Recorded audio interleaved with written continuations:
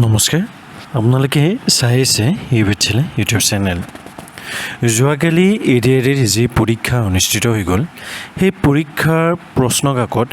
viral বা leak হোৱা বুলি এটা নিউজ খুব সাৰ্কুলেট হৈ আছে গতিকে আপোনালোকে এই যে নিউজ আছে এই নিউজটো নিশ্চয় পাইছে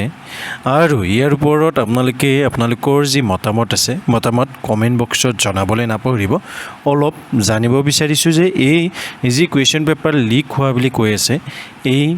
ক্ষেত্ৰত আপোনালোকে কি ক'ব বিচাৰে আপোনালোকৰ মতামত কি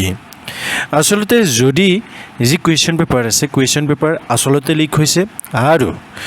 যোৱাকালি পৰীক্ষা অনুষ্ঠিত হৈ থকা সময়ত লিক হৈছে বা তাৰ আগত যদি লিক হৈছে তেতিয়াহ'লে নিশ্চয় এটো এটা খুব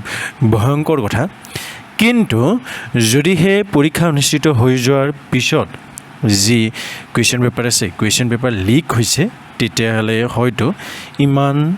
প্ৰভাৱ নেপেলাবও পাৰে যি কি নহওক যদি আসলতে লিক হৈছে এই লিক হোৱাৰ ওপৰত নিশ্চয় অনুসন্ধান চলিব আৰু অনুসন্ধান চলাৰ পিছত ইয়াৰ নিশ্চয় কিবা পদক্ষেপ হাতত লোৱা হ'ব এতিয়া আপোনালোকে কি ভাবে যে যি পৰীক্ষা আছে পৰীক্ষা নতুনকৈ অনুষ্ঠিত হ'ব লাগে নেকি আপোনালোকৰ মতামত কমেন্ট বক্সত জনাবলৈ নাপাহৰিব লগতে ইয়াৰ ওপৰত যদি কিবা অফিচিয়েল আপডেট আহে তাৰ ওপৰতো নিশ্চয় আপোনালোকক অৱগত কৰিম তাৰ বাবে আপোনালোকে এই ইউটিউব চেনেলটো সাবস্ক্ৰাইব কৰি থৈ দিব